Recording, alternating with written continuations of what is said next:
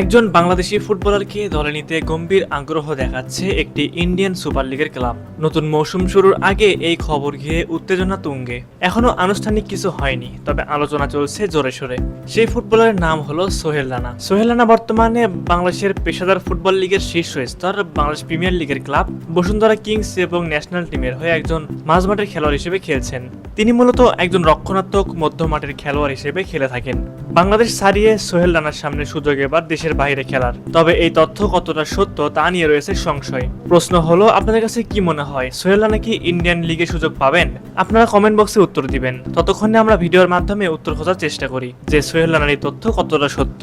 Bangladeshi football club ভিক্টোরিয়ার যুব পর্যায়ের হয়ে খেলার মাধ্যমে সোহেল রানা ফুটবল জগতে প্রবেশ করেছেন এবং এই দলের হয়ে খেলার মাধ্যমে তিনি ফুটবল খেলায় বিকশিত হয়েছেন। 2011-12 মৌসুমে বাংলাদেশি ক্লাব ঢাকা মোহামেডানের হয়ে খেলার মাধ্যমে তিনি তার জ্যেষ্ঠ পর্যায়ের খেলোয়াড়ি জীবন শুরু করেছেন। সুপ্রিয় ভিউয়ার্স, আপনাদের কাছে কি মনে হয় সোহেল রানা কি পাড়ি জমাবেন আইএসএল এ? অবশ্যই এই বিষয়ে আপনাদের মতামত আমাদের কমেন্ট করে জানাবেন।